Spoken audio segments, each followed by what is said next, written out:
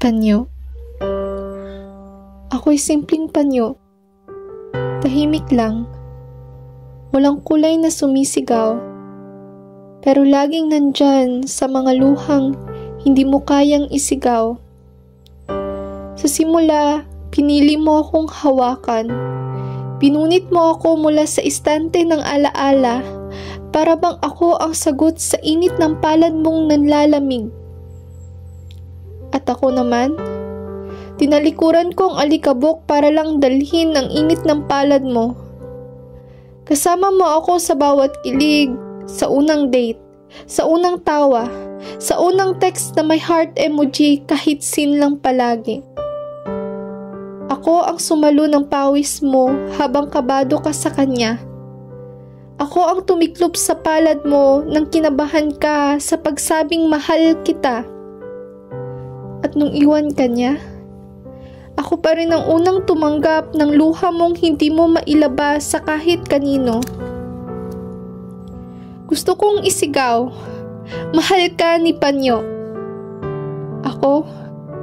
Ako tong walang bibig pero laging bukas para saluhin ang lahat ng hindi mo masabi. Pero mahal, ako'y tela lang sa paningin mo. Kinapit, tinupi, at nang natuyo ka na, isiniksik sa sulok ng aparador na para pang wala akong silbi. Hindi ako nagrereklamo kasi ganun naman talaga ang pag-ibig, diba? Tahimik, nag-aalaga kahit hindi mahalaga.